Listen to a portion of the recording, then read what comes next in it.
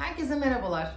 Airbnb kullanım kolaylığı ve konfor ve daha birçok olumlu özelliği sayesinde seyahatlerde oldukça sık tercih edilen bir uygulama. Evlerin konum özelliklerinin yanı sıra iç mekan özellikleri de memnuniyet düzeyini oldukça büyük oranda etkiliyor. Başarılı bir Airbnb evini normal bir evden ayıran çok küçük ayrıntılardır. Ancak bu küçük ayrıntılar bir misafirin konaklamasını çok daha keyifli hale getiriyor. Çok fazla çaba sarf etmeden uygulayabileceğiniz birkaç düzenlemeyle kendi evlerinizde Airbnb konforunu yakalamak ister misiniz? İşte Airbnb misafirleri tarafından en çok aranan özellikler.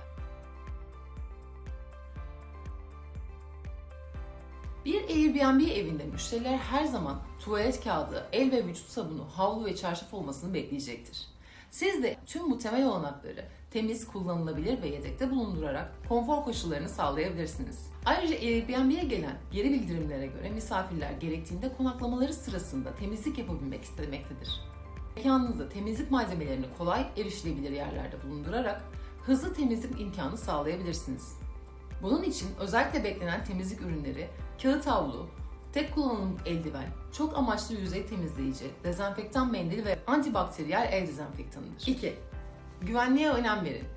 Temel güvenlik önlemleri almak, Airbnb misafirlerini ve evlerini korumaya yardımcı olarak beklenen özelliklerdendir. Siz de mekanınıza duman dedektörü, karbon monoksit alarmı, yangın söndürücü, ilk yardım çantası, acil durum planı ve yerel numaraları ekleyerek güvenlik önlemlerinizi artırabilirsiniz. Erişilebilirlik ihtiyaçları olan misafirler için çok özel olanaklar gerekir. Basamaksız bir giriş, geniş kapı aralıklarıyla geniş koridorlar ve erişilebilir yükseklikte bir yatak evinizi uygun hale getirecek özelliklerden bazılarıdır. Bu özellikler ayrıca ergonomi açısından düşünüldüğünde yaşam kalitenizi artırabilir. Konforlu oturma elemanları ve masalar, yeterli aydınlatma, yapay ve doğal havalandırma imkanı gibi özelliklerle mekanınızı geliştirebilirsiniz. Mekanınızı uzaktan çalışanlara uygun hale getirin. Airbnb verileri uzaktan çalışmanın misafirler arasında her zamankinden daha fazla olduğunu gösteriyor. Yeni çalışma düzenleri düşünüldüğünde uzaktan çalışmaya uygun bir mekan yaratarak evinizde istenildiğinde kolayca kullanılabilir bir mobil ofis ortamı yaratmak hayatınızı kolaylaştırabilir.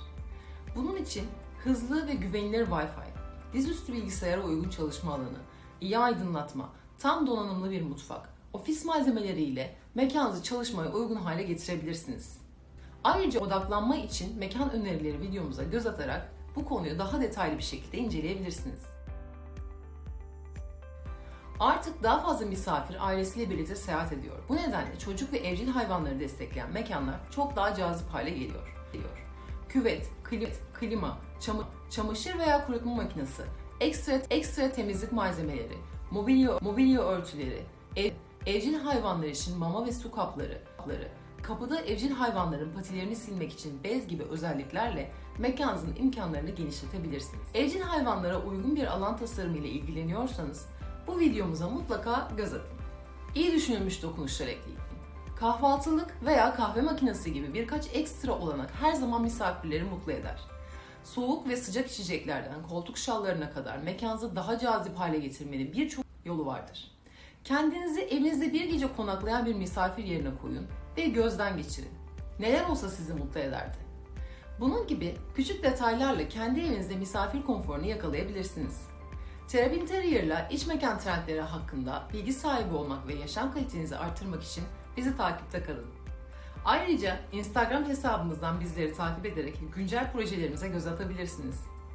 Tüm soru ve önerilerinizi çekinmeden bizlere iletebilirsiniz. Bir sonraki içeriğimize kadar sevgiyle kalın.